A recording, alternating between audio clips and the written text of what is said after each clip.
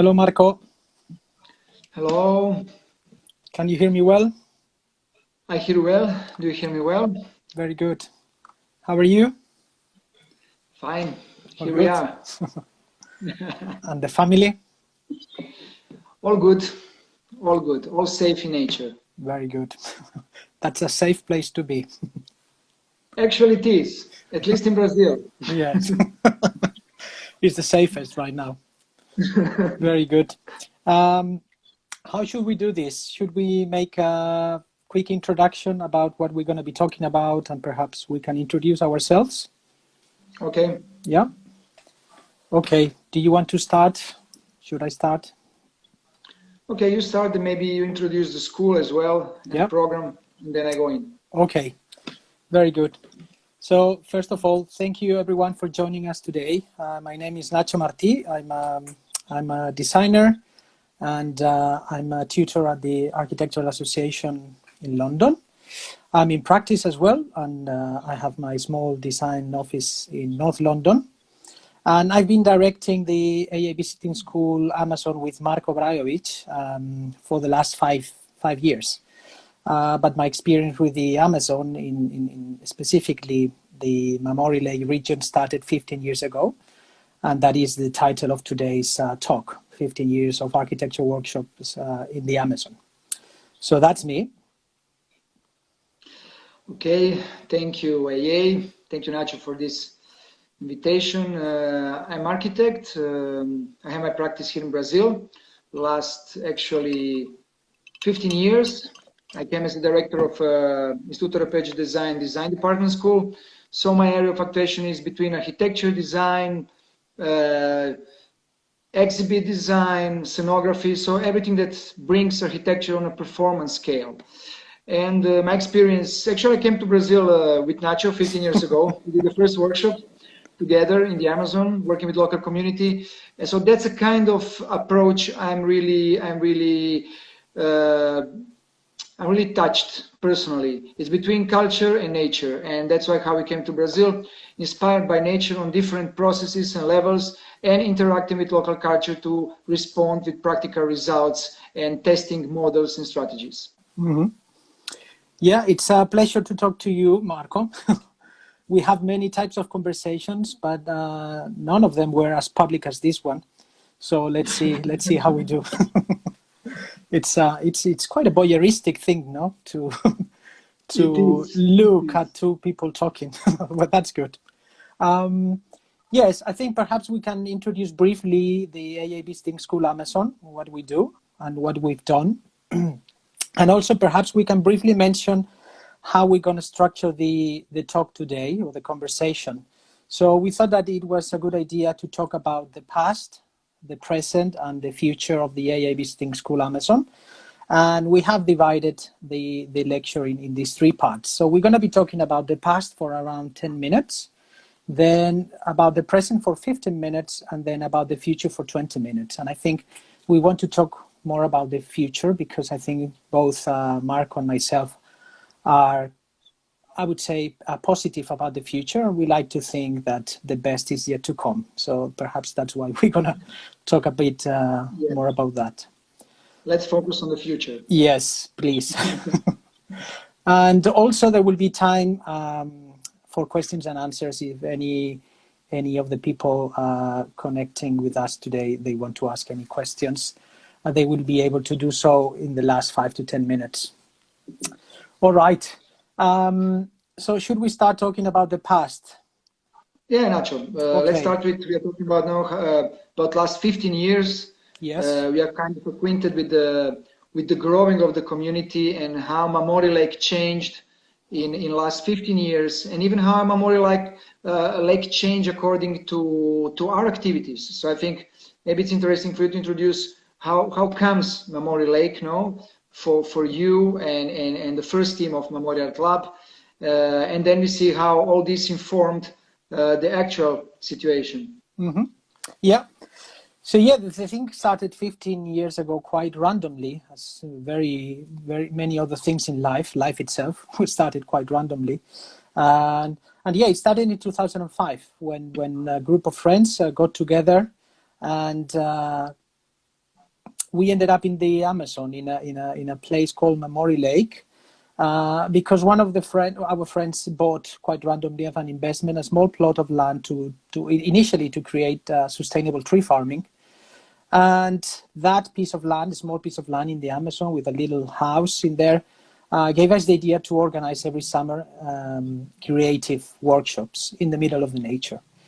To be honest, I didn't know why we wanted to do this, but we just did it. No, we were much younger then, quite ignorant in many aspects, but we just did it. No, there was a lot of energy. So together with my friends Jordi Llorella, Siergo Gotza, and Marcos Ruiz, we initiated this NGO called Memorial Lab, and we did a series of workshops from 2005 to 2010. And it was then when I had the pleasure to meet Marco in Barcelona. You were living in Barcelona, and then I think Ignasi Perez Arnal introduced me to Marco, and we invited Marco to direct one of the workshops, the first workshop in 2005. Do you want to talk about that workshop and your first experience about this thing, this Memory Lab thing? Yes, I think it's quite an interesting experience. Well, I was working as a teacher, as we met in Barcelona at the time, and it's a very different experience to have a team of students in a classroom in a city, or to have a group of students or participants in a forest. And there comes a really important point. And you know, Nacho, like when you bring 15 to 20 people in the middle of the forest, you have a really interesting situation. You have a kind of, in some moments, some kind of predictable pattern or behavior. Some people start crying, want to go home, is not what they wanted to go to. I'm not sure if I did it right. And that's like the first 2-3 days. Then the things get like really surprisingly stabilized. People get really involved. So, wow, it's amazing where we are. And then come in another down of crisis. And there is a breaking point. I think it's more than a break, it's like evolutionary point of consciousness, like, wow, what I did, where am I? So this is exactly the place where I have to be now, right now. And that kind of connection with yourself, it comes from the connection with the nature and with your inner nature. And when you're connected with your inner nature, the flow with your team, it's completely different. So we did in the last 15 years, and when we started 15 years ago, some extraordinary results in a really short time. I believe like 8 to 15 days average time, we get to amazing results through that kind of creative process. When people find themselves connected with nature, we find their inner nature, and then we reconnect with all other humans in that environment. And then creativity flows, no misunderstanding, and the team can produce in 50 days what any kind of other classroom would not deliver in maybe 2 months. That's my opinion. So from then on, we keep doing that kind of workshop in the Amazon and other regions in nature, because it's a really special, special situation. It's like an extraordinary situation, and the people get to their most exotic potentiality. And there's something that comes with this touch, a really important point. Okay, people connected with themselves, connect with nature, understand the power, the importance of nature. They touch the wilderness in themselves, and that's something really strong. More like getting more wild in a really genuine perception of what it means to get wild, and they connect with the local community. So that's another point. I think you can a little bit press on that point. So what we experienced in the past with local communities, and how local communities, particularly, we both come from Europe. I stood here, I'm living here, my kids are born here, so I'm a Brazilian as well. But still, you can perceive it from outside. So how you felt 15 years ago, our relation with the local communities, and how it comes to the present? Yeah, I think the idea of going to nature and actually to organize pedagogic activities in nature came to me when I attended a workshop a Vitra workshop in Bois Boucher. So the furniture manufacturer Vitra organizes every summer creative workshops in the middle of the French countryside.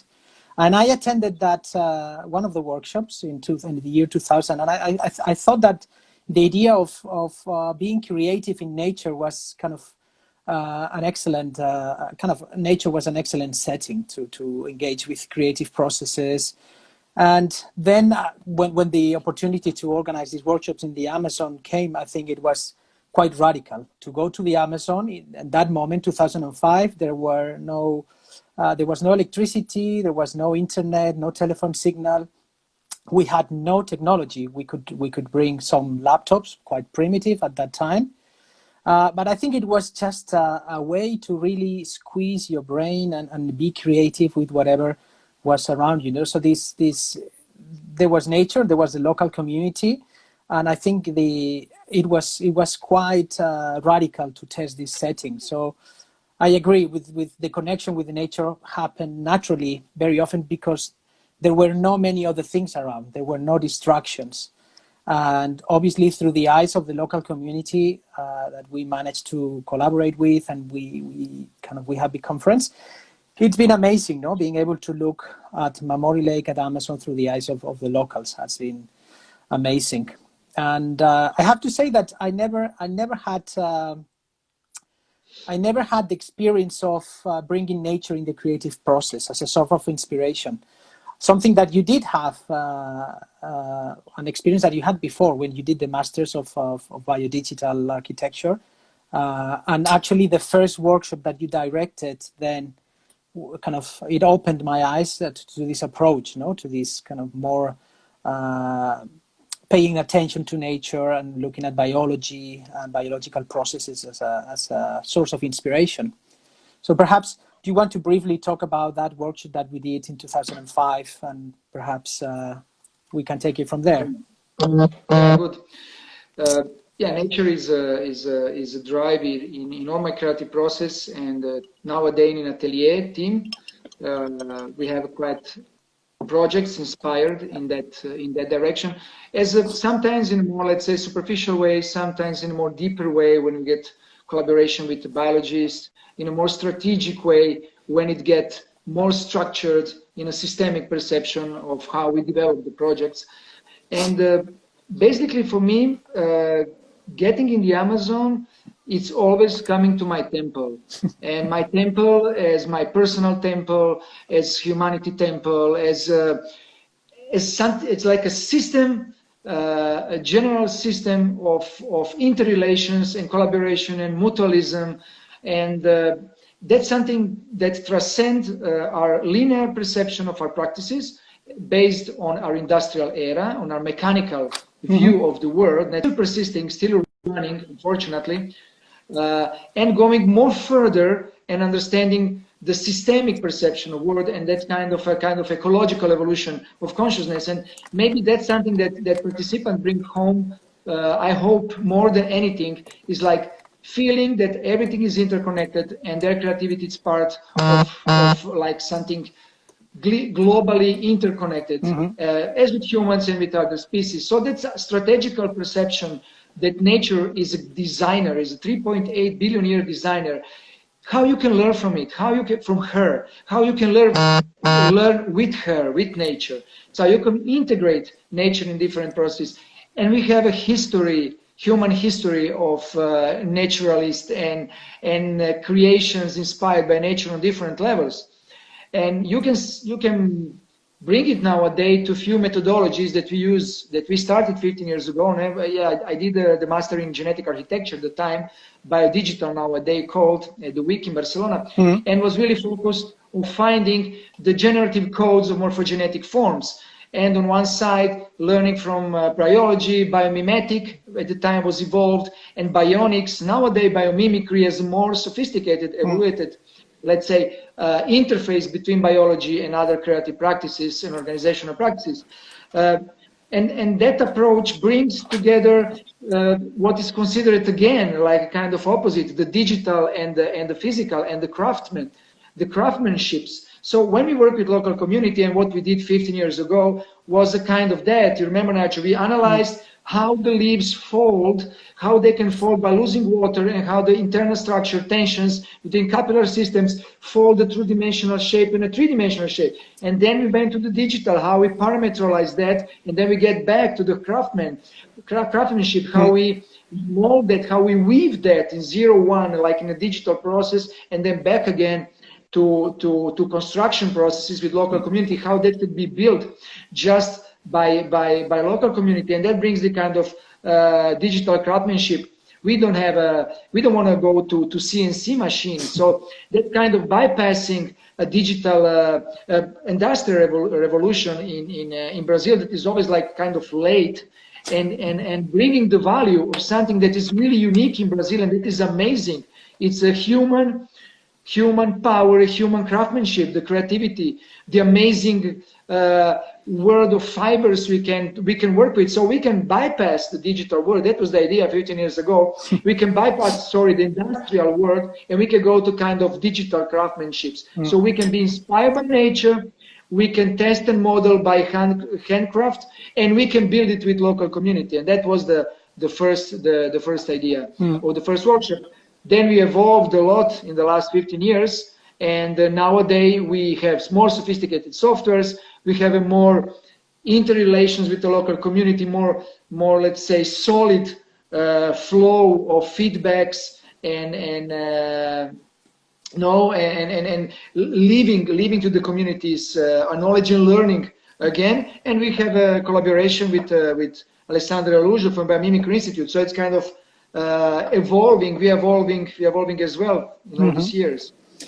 Yes, I think the role of Alessandra, or the idea of having a biologist and biomimeticist in the team, it's quite a statement, no? This idea of fine, we're dealing with creative processes. We are looking for inspiration in nature, but somehow we haven't been trained to decipher how nature talks to us or how to read nature.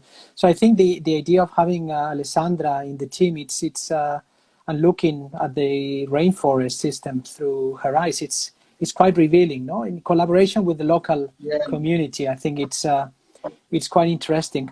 You've been talking about kind of inputs, outputs, and systems. And I think that was one of the evolutions, no, in the workshops in the Amazon. I think the first workshops in the past were kind of one-off events. And I think since 2015, when we started directing the Visiting School together, I think the approach was always more based on systemic thinking, no? And perhaps we can talk about now, perhaps more the present, the things that we've been doing recently and we are doing now, which have to do with, kind of a truly systemic approach to architecture in its wider context, no? So how do you see this relationship between biology and architecture, perhaps using systemic thinking as a sharing platform? Yes, we've been quite intuitive in the first years, and when we go further, we start to structuralize the creative process and the formative process and the prototyping process, kind of blending practices from architecture, from industrial design, from material system. You start to direct.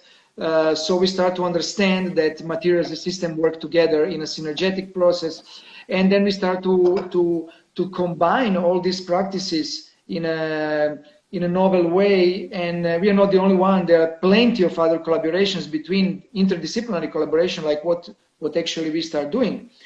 And when you start to think about architecture as not as a linear mechanicistic process of briefing versus project versus engineering versus building, but start to think in feedback loops and how it inform the evolution of an idea, testing constantly between materials, softwares, systems, and concepts, and back again.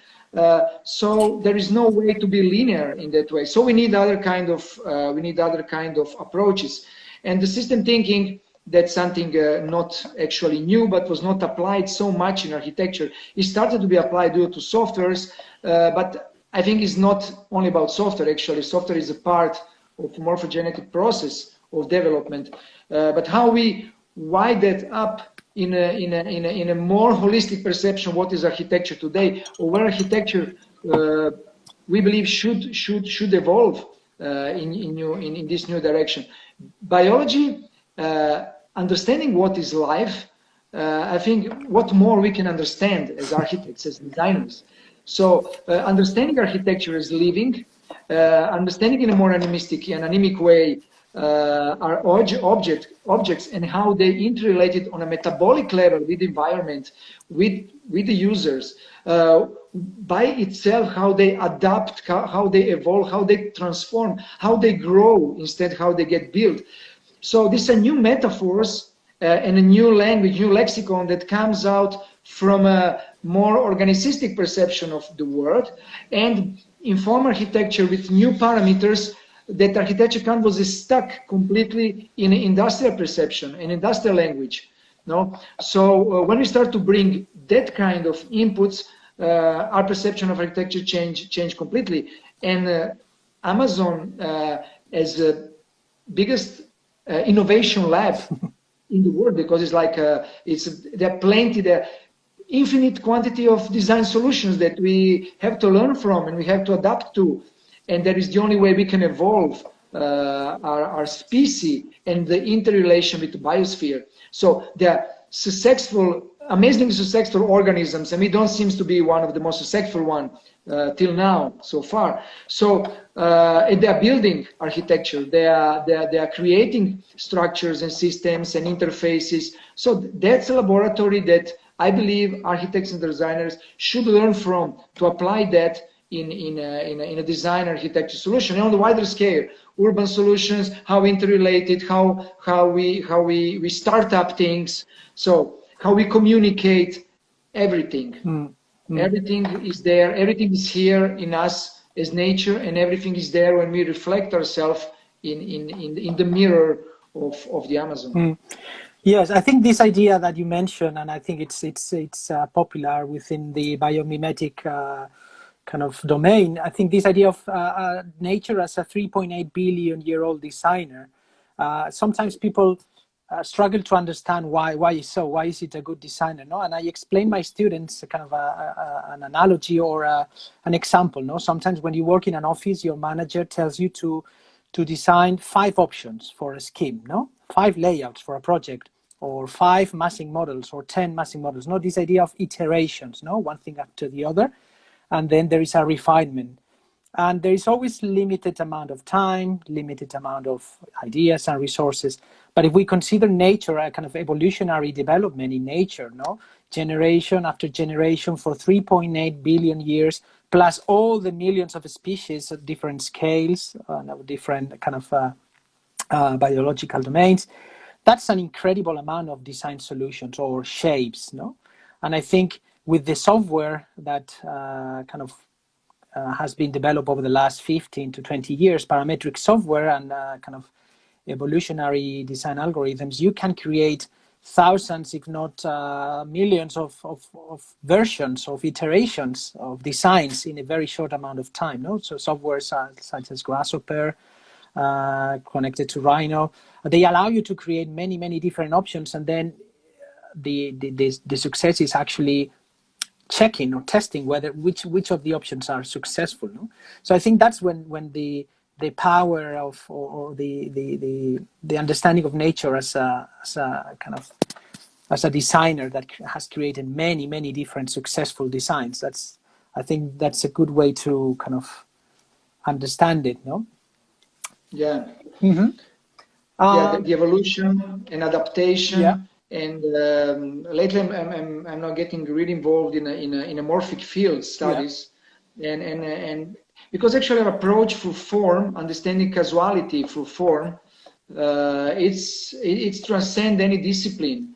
It's a philosophical perception of life, and that's neither, and it transcends still a binary world. So it start touching so many other fields where we cannot be any more specialists.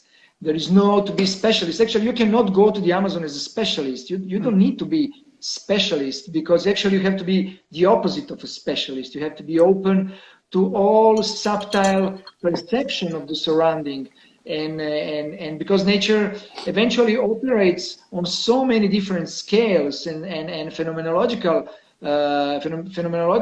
manifestations that expresses itself and emerges in forms that we can actually eventually read and understand, and from that point of view evolve our ecological perception of the world. And that's something that I believe every travel we do, any kind of immersion we do in nature, in any kind of environment, Amazon or any kind of biotope, any kind of ecosystem, we have a chance, even if we go out from our home and start to look the tiny signals of organic life around us, we start to understand the complexity. And to understand the complexity, we need the system thinking. And the system thinking is directly related with ecological evolution of our being as inner being, and the capacity to perceive it from all our senses and even outside our sensorial interfaces. Mm-hmm. And that's for me really important. When we go to the forest, we go to ourself. We go to interconnection with the nature as a whole. There is no us and nature, this kind of romantic perception of us, nature, and we need a dialogue. Yeah, I go to nature. You are nature. So just meditate, go to yourself. But that kind of environment human groups need in order to fine-tune in a really sharp and fast in a really sharp and fast way, and to be able to together to find some solutions. So we go back to our first discussion. How is what's the experience of being 10 days isolated, like people say, out of everything, we say in the middle of everything, with ourselves and other humans, solving eventual problems inspired by nature. With all the toolkit we have nowadays, softwares, material system, engineerings, and what we learn each time from the local community again and again. They're like the greatest masters as well. And also kind of following with the idea of inputs, outputs, I mentioned when we started going to the Amazon 15 years ago, there was no electricity, no internet, no? So if we understand kind of these flows of information, of energy, and of materials into the Amazon, things that didn't happen before, now they're happening, no? So it was quite a shock for our participants at the beginning to arrive to a place in the middle of the Amazon with no telephone, with no internet. That helped the participants and ourselves to focus in what was around us. But now, since last year, we have electricity. We had electricity there for 6 years, but now we have internet, no? So I think there is now an influx of information and also new materials that do not belong to the area.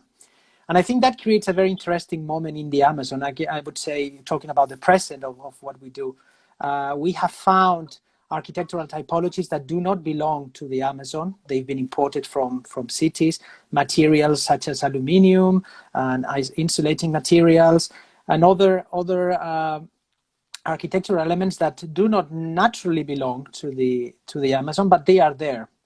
But also I would say that electricity does not belong naturally to the jungle. Perhaps data streaming does not belong, but it's going to happen, no? So I would say, what's your view on this embracing of these new inputs of energy, inputs of materials, and inputs of information into the Amazon? There is always being this kind of dialectic, this kind of binary perception of what has to be pristine and what has to be untouched, and the reality of humans living in a natural environment from long time.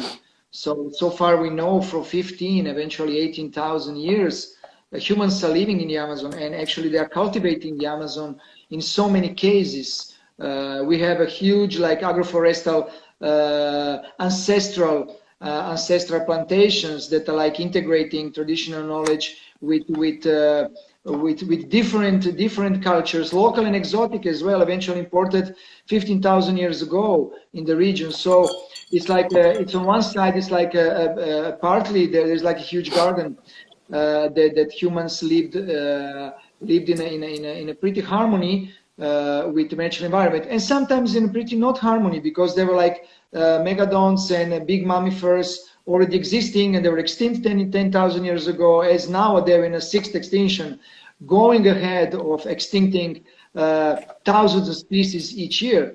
So there is nothing new on one side, how humanity is behaving in Anthropocene, and even from the Holocene, from the going to the from the Neolithic times, is the same scenario, kind of, no? But we have an amazing success solutions and relations of the indigenous culture in the Amazon that we have to learn from.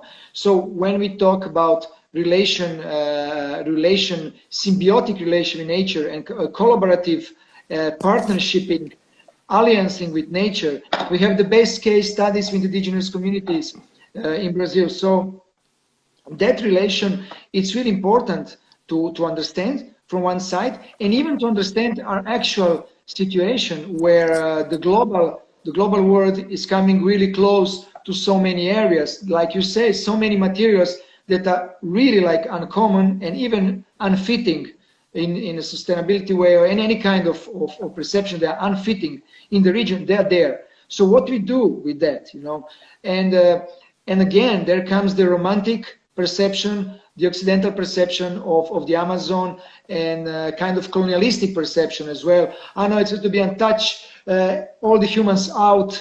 Because humans need this pristine place of nature, like the Eden, you know, the Central Park in the middle of Fuzzy City. It's like it's a mental location. Yeah, like I want to go to live the pristine, the perfect contact with nature. I wanted to contact the isolated communities, but it's not like that. In fact, people are living there, are living like everywhere with the same problems, strugglings in the same way, and with the good cases of relations, and even in the bad cases of relation with the natural environment. So we do have in Memorial Lake unfriendly materials that comes out like insulations. You remember, Nacho, you measured the insulation factors of different materials that were used in rooftops. And so it's completely like scandalous how bad this material behave towards natural traditional materials, natural fibers used for roofings. And it's kind of, people forget the traditional architecture. And even because of the comfort, because of commercial pressures, because of global market, etc., etc. So what we learn, I believe, in the last 15 years, and we are learning every time, every day, with no any arrogance, with no any sovereignty in that. I think it's an eternal learning, but it's how to dialogue between all that times, between the ancestral past, the present, and the vision of the future we want to have for humanity in interrelation with nature. So which kind of interfaces we are building, we are creating, and architects and designers, which kind of materials we use, and how we regenerate eventually existing materials, and how we evolve. Because I think it's like a lost paradise, imagining that we will take off all the polluting materials in one day, all the plastic bottle in the next day. So how we assume and interrelate with this new ecology. It's a kind of new ecology that is not a pristine paradise ecology on this planet. There is no out. There is no throwing something out. Everything is coming back. And actually, Amazon is suffering greatly because of other regions of the planet, the climate crisis. Everything is interconnected. You cannot isolate and maintain pristine some parts and not the other. So we need to raise our consciousness in all global scale. And that approach in the Amazon, when we bring, I believe, our students, we don't bring them to the super pristine, perfect region for them to have an exotic experience in the Amazon. That's kind of, actually, it's kind of pornographic, would be, you know, in a sense of have this kind of wish to live the perfect imaginary world. We are bringing to a region that suffered a lot. Mamori Lake suffered a lot from the history. We can see hundreds of years of suffering in a sense of deforestation, kettles, informal buildings, strugglings, and even amazing successes of reforestation, local communities organizing themselves and creating new solidary economies. So we see the contemporary world in that small place. That's not generic and is not general absolutely to all the Amazon. For what I could see in the last 15 years, there are really absolutely different situation everywhere. But there, I believe our students come in touch with a kind of reality. And that reality can hurt because you say, hey, I came like to the Amazon. Why? I see like a plastic bottle floating. Yes, because this plastic bottle eventually come from your beautiful country that you dropped in the sea when you were sailing, and it come to the Amazon. So everything is interconnected as in a beautiful scale, even of our new ecology. And I think that brings awareness of how we can transform the materials that are there, how we can raise the awareness without any arrogance of saying, yeah, you cannot use this material, this is polluting.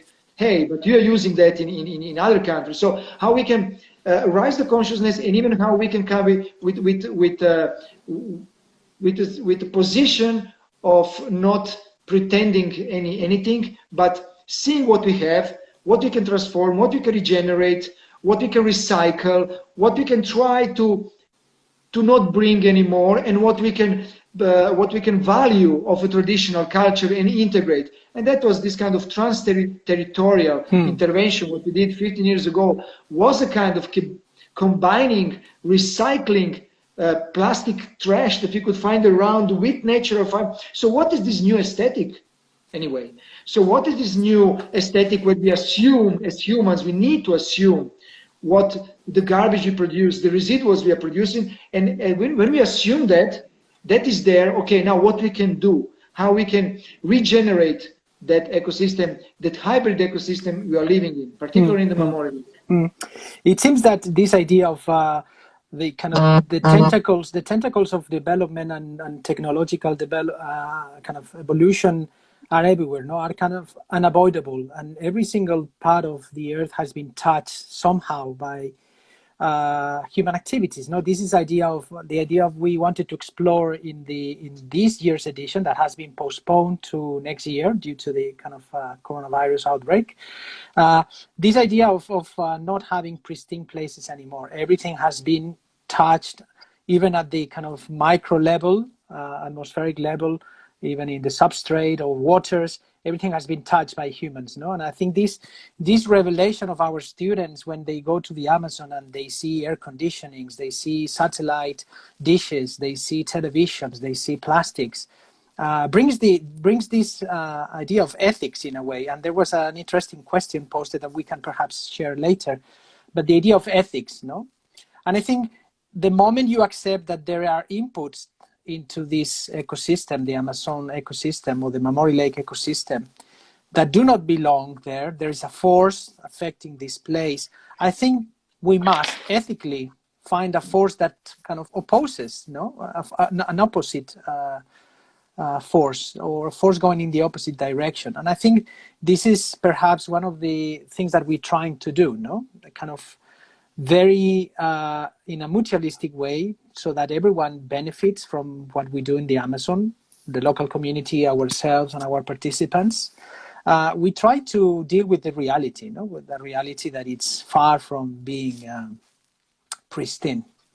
And perhaps this connects with the idea of the collective imaginary of the Amazon, no? How do we perceive, or what do our participants believe the Amazon is, no? And I think you touch upon this very beautifully in one article that you wrote in medium.com, how we will live together, and it was connected with the Venice Biennale subject, no? Perhaps would you like to elaborate on this narrative? How do we perceive the Amazon from Europe, well, how do foreigners perceive the Amazon, or what happens when they get there, no? What is the contrast between these two perceptions? Yeah, there are different cultural factors that brings out from South America, particularly in Europe, and even in States, in Western culture of the history of explorations and travels. Now you can see from Humboldt to other explorers, they influenced strongly the imaginary of the Western culture about the Amazon. So there are different levels, even between from poetry to books to exploration to science, scientific exploration particularly, and they reflect. You can see that going through the explorers to the poetry to literature, then from literature to movies nowadays, coming to different imaginaries. And but I think there is always something genuine in someone that decide to pack his stuff and say, okay, I'm going to the Amazon. So there is a kind of, I always feel that, and that's why I always feel that anybody that come with us, it have a purpose, it have a mission, and that inner mission, I believe, is genuinely to find herself or himself interconnected with nature and to understand life and to nourish that relation and to nourish to nourish the relation between these sacred places that is our planet. So I always believe people come with their genuine intention. While there are different motivations and that bring it. Different motivations from, oh yeah, I'm going to explore, it will be amazing, wow, I will go to research about genetic architecture, about parametric architecture and growing processes, or yeah, I'm going to learn more about local communities. So there are different motivations. But I think the intention is always this inner connection. And what you could see, it manifests that. People really manifest that interconnection with the environment. Now, the narrative built around the tropics in general, from to the Occidental world, even for me, like when I first time left Europe to go to Costa Rica and to live 1 year in the tropics, for me was like, I don't know, I get so many imaginary ideas that there was no one fitting there. And actually, I needed like around few months in order to understand the different greens.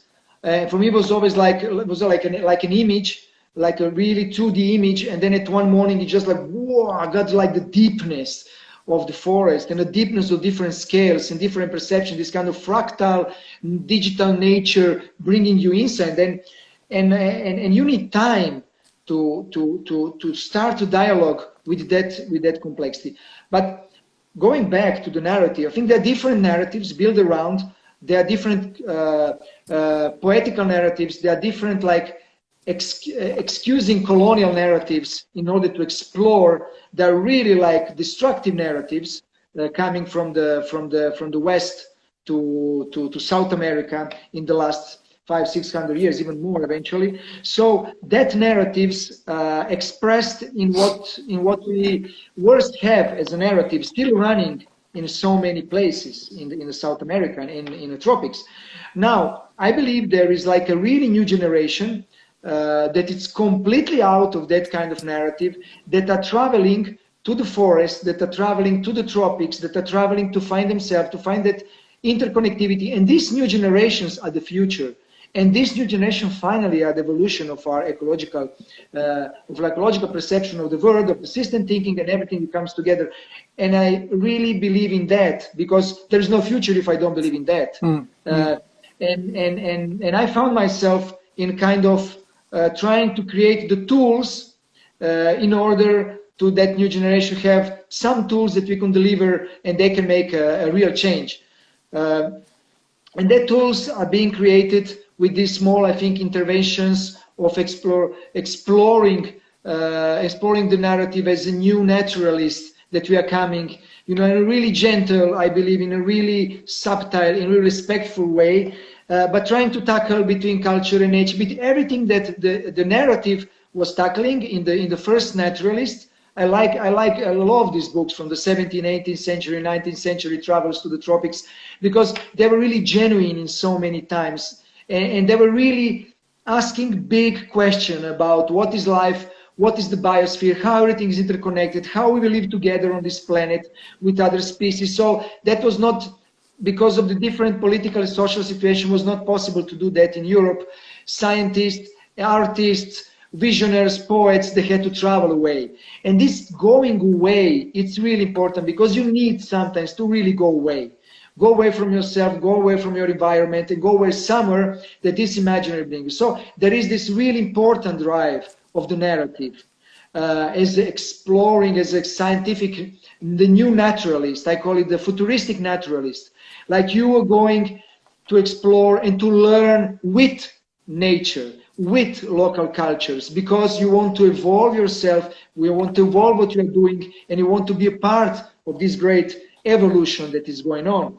And I could not believe that this evolution is not going on. Like my kids, your kids, Nacho, this is the future we are trying to help them to have. And more people with that kind of intention, you know, this kind of naturalist intention, we travel with and interact with local communities, and we create this local and global interaction and respect. More we have a chance to evolve. So I believe there is a new narrative. There is the new narrative that still has to be built, not built, growth. Again, another wrong word coming from the mechanicistic world. That has to be growth in ourselves, and I believe we are on a new path. So I believe we want to do in the next, coming to the next workshop that this year we postponed for the next year, was again, we are changing location, right, Nacho? We are changing location from the Mamori Lake to the Alter du Chão, even to the more inhabited area. I think it's really important for our participant to get that point. We are not going in a pristine, isolated, untouched places, because we should not be there anyway. So we are going in a places where the human intervention is already strongly present, and we can learn from errors and good practices, and we can evolve our participation interaction there. So Alter du Chão, it's a new place, super touristic place, beautiful, amazing location. Even more touristic, even more evolved, but even with so many challenges again. So how these new architectures are coming there, how the new materials and new building strategies and technologies are being implemented, how the global interests are coming, interfering with the local communities, and how we can be interfacing and being a kind of platform of dialogue and conscious presence in the region, knowing and bringing that kind of experience from, at least from our point of view, of assistant thinking and ecological things in terms of what is architecture today and how we'll inhabit the Anthropocene. Because we will inhabit the Anthropocene or we will get extinct. But the only way we could inhabit the Anthropocene, the new era, the humanity could evolve even from this crisis, is understanding the interconnectivity, interdependence with all other species. And that kind of interdependence is the main drive of how we will build, how we will relate, how we will float, how we will grow materials instead of build materials, etc., etc. So there is a brand new world of new paradigms that we want to tackle. And even differently from last year's, I believe it will be more open workshop from local participants. We want to have talks from local universities, more scholarships from local students, more involvement of local indigenous communities. So their voices are the most important, and what we can orchestrate this relation between global and local participation, creating this new narrative. I completely agree. I think the talking about the future, we've been talking for a bit now about the future. I think Mike Weinstock, great professor of mine, in his book of The Architecture of Emergence, talks about the critical threshold of a system. No, when a system is close to changing, no, like water about to boiling, no. And it's been said by many scholars that we are in the brink, on the horizon of a systemic change, and recent events like economic crisis, even biological crisis like the one we are experiencing right now, they seem to indicate, no, that the system that we've been inhabiting or created or whatever recently, it's about to change, no. And I think Mike Weinstock says that there's only 4 outcomes when a system collapses, no? Which are collapse and reorganization of the system, dispersal and abandonment, and perhaps also has to do with extinction that you mentioned, simplification, and then another one, which is higher complexity. And it seems to me, and I think it's the most positive outcome that we can have out of this systemic change that we are already living, and in the context of climate crisis, is achieving these higher complexity levels, no, higher entropy levels, and that has to do with creating connections between all these parts that has been disconnected, indigenous communities, local communities, caboclos, foreigners. And I think these interactions that didn't happen before, they are going to happen, because, I mean, this is the way things go, even from a thermodynamic point of view. The particles will clash between each other. So I think what you are suggesting, and I think the vision that we collectively have of engaging everyone in the conversation, I think is the future. And I want to think it's going to be a positive one, having all voices heard, everyone can contribute to this new way of organizing life on the planet, no? And I think it's we need to be positive. I'm a kind of an eternal positive, and I think always the best is yet to come, no? And if you look at indicators, numbers of how we're doing as a humanity, yes, there are problems, serious problems that we need to continue to work, but there are numbers to be optimistic in terms of education levels, life expectancy, kind of poverty, decrease of poverty levels, and kind of violent deaths. These are things that are decreasing. So there are reasons to be positive. And I think the Amazon is not going to be left out. It's going to be an important part of this new system, no, as the lung of the planet or an important ecosystem. So I think that's important, not to always have this positive framing or this positive approach in mind for what is yet to come. We have around 10 minutes left. Is there anything else that you want to talk about the future, or should we open for questions? How do you see it? We could talk so much about possible futures, and basically just complementing your observation from the Weinstock book. Yeah, I believe the complexity, and I think that there is a system on any kind of system decadence, like we are now at the end of one world we were living, and that's really positive, because we need to end a world and a system in order to evolve to another one. And we are really privileged with all the difficulties, all the tragedy we are living in. We are privileged to live in this moment. So it's a really amazing passage we are coming from. And I believe we should evolve the forest in all other places. It's about evolving the systemic perception and systemic view of a forest as an organism back to our cities. We should transform our cities in forests. They should operate as a forest in order to be resilient, and we should evolve the concept of resiliency in architecture and urbanism and design. And coming from that, learning from forest is coming from the forest is like a contra-colonization. It's going from the Amazon, the forest going to grow back in Europe, in amazing forests that were in Spain 4,000 years ago, etc., etc. So I see it as a really growing process between complexity and Nacho, between the simplifying in a more simple community systems. I believe going to simpler systems and interrelation between simple systems can avoid our perception of complexity as entropy.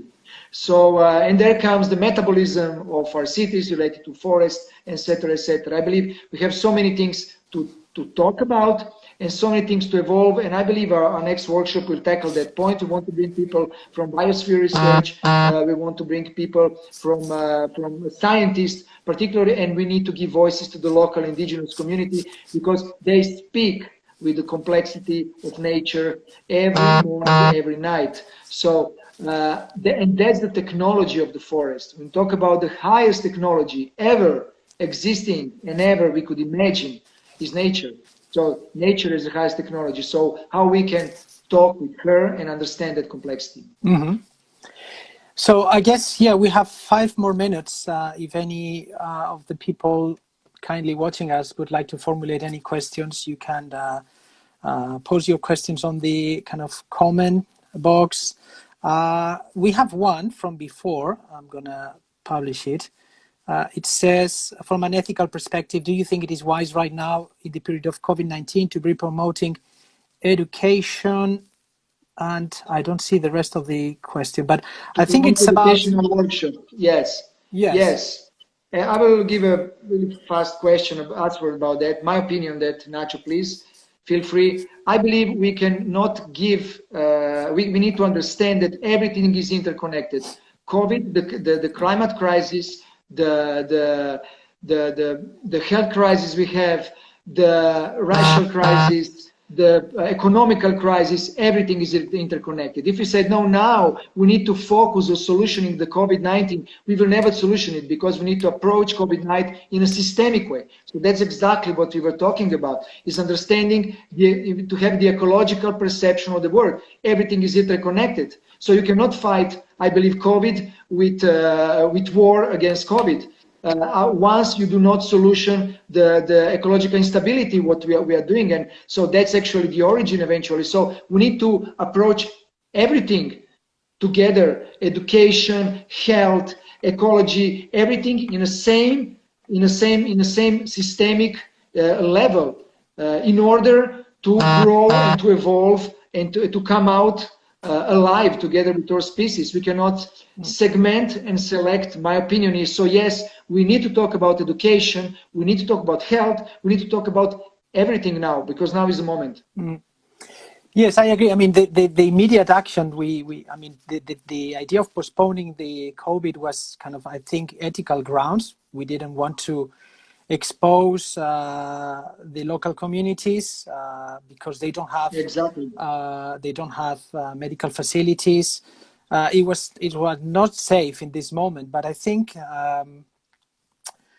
it's, you're completely right. It's not an isolated problem. We tend to find kind of a reductionist understanding of problems. No, that's the problem. We're going to cut it off with a vaccine.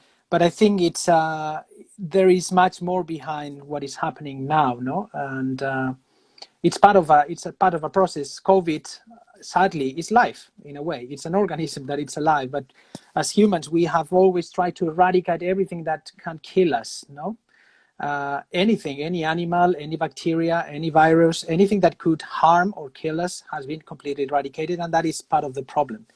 So yes, we do have ethics into account, and that's why we postponed the course. But I think we are quite kind of clear in our view that COVID, it's part of a much larger problem. No, that the ecological crisis and our human approach to complexity and nature.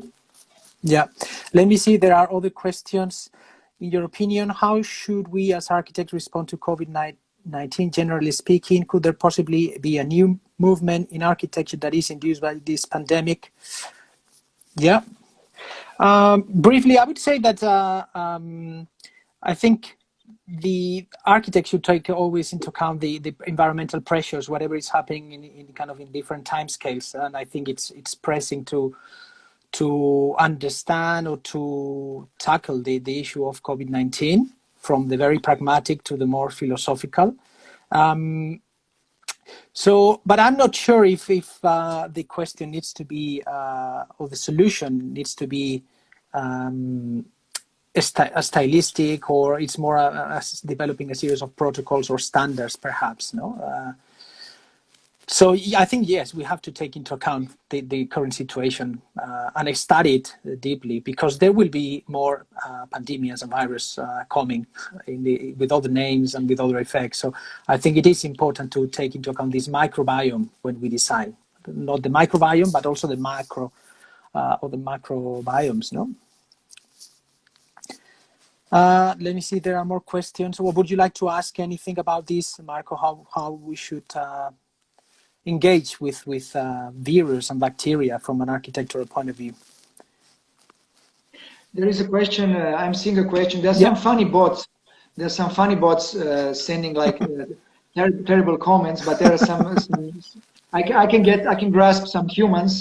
Amazingly beautiful questions as well. So it's like, what are you suggesting for a small scale, modern, regenerative urban development in a tropical rainforest? And I think that's really interesting. That's really interesting question. It's how humans can inhabit the forest. We have some examples now, like this huge, really like block architects examples of like forest cities, but we should speak as a city as a forest, more than forest in the city. I believe for this question, I think we should try to understand what is the metabolism of architecture on an interrelation scale with the natural environment. So we are working on that concept of perma-architecture. So how would be the permaculture and architecture coming together in a way, how we grow diversity and interrelation between different species, and how we plant architecture in that environment. Yes, surely, really utopic, really experimental, but hey, that's what architects has to do. Architects have to talk about the future. And now it's a moment to talk about utopias and future. So how we will have cities as forests, how we inhabit on a small scale dwellings and operating in a metabolism with the natural environments. There's so many big questions in this moment, particularly during the COVID, we have to address. Yes, we need to solution some technical things, but honestly, like the new normality is not enough. Like what is proposed to be the new normality is not a cool briefing. Actually, is really not a cool briefing, and I think it will not done well, that briefing. So if you want to answer as architects and designers to the new normality briefing, personally, I'm not so much inspired. Yes, surely there's so many things we have to fit and to adapt in our everyday life in the next years. Well, good. That's a technical issue. But we should look forward. We should look the future. So how we will inhabit this planet with all other species, like Nacho say, there'll be so many other situations, and it's not bad. It's change. Life is change, transformation. We are in a climate change, a climate crisis. And so we should be able to adapt, to regenerate, to transform, because we finally understand that nothing is static. Everything is evolving. And we as humans are part of that evolution. Mm-hmm. Dan Athias, who joined us in one of the workshops, is asking, and perhaps this can be the last question because we are over an hour, how to think about big cities and projects that are less aggressive towards nature. Marko, you mentioned briefly before kind of your idea of city as a forest and the kind of metabolism of a city. Would you like to comment on this question or to elaborate on this question? I believe cities cannot evolve from top down as a big master project. We already know this modernistic approach to architecture and urbanism is a failure, and that's partly why we are here now in this situation as a species. Bottom-up interventions like agricultures and interrelation between communities are eventually the better solutions. Like this kind of systemic growth of solutions in the cities, I see as the only way out. And with Alessandra, going back to Alessandra Araujo, our invited professor in our workshops, we discuss a lot about what is the city as a forest. So how forests operate, what is the feedback, what are the feedback loops of the forest, how the nutrients grow, how the information goes, how is the redundancy between different scales, how forests work in network, and what is finally the resilience of forest operating in that way. So I could see, let's see what I see really close, Sao Paulo as a really close city where our office is based. The only way, I think, it's planting trees and starting to work on operational logistics of the city and on the waste treatment as the forests do. There is no waste in nature. So how we can regenerate that processes and energy flow through the system, we will get out the different forms and different ways so we could live with. Yeah, we just like to add that perhaps it's not the shape. We are perhaps too concerned as designers and architects about shape, style, aesthetics, which are enjoyable, but I think it's more about processes, it's more about methodologies, it's more about kind of feedback loops, understanding cities, buildings, streets, neighborhoods and cities in a much wider context. And I think this idea of zooming out, being able to, okay, I have this commission, I need to do a house. But I think really zooming out to very broad scales, I think it's important. But at the same time, zooming in into, for example, the composition of a material. And I think this activity of zooming in and out into different realities, it's essential for architects and designers. And that's something that I mention often to my students, and I guess you and I, Marko, have tried to convey these ideas to the participants of the business school, Amazon. So I think in more than the shapes or practical solutions, it's actually believing in a methodology, or believing in a kind of a way of structuring your thoughts. No, and I personally think that systemic thinking can bring different disciplines together. It's a platform, a common language that we can talk, and there's quite a lot to explore in there. Opening the conversation to. We need to experiment, no, Nacho. I mean, we are not giving answers. Our workshops and our travels, we are learning way more than students from us eventually. And we are testing, experimenting, learning, evolving. And I think we need to be brave to imagine that future. Because if we do not imagine that kind of future, it will never happen. And what we see, the news of our future are not likely nice. So I like this Black Mirror future. I like the green mirror future, you know. So what would be this kind of, you know, our green mirror future when we really live together with all other species and we evolve our consciousness finally. And any crisis of humanity seems to be the chance to evolve, like from 70,000 years ago to 15,000. So every climate crisis, we have a chance to evolve, and this is a chance. Yeah, completely agree. We are over an hour. Marko, do you think we could conclude the talk? I think yes. Very good. So thank you very much, everyone watching us today. And the session has been recorded, and it will be posted onto the AA Instagram account, so you can refer back to this chat. Thank you very much, Marko. It has been great to talk to you so publicly, so openly. It's perhaps the first way we talk in this way, but it's been fantastic.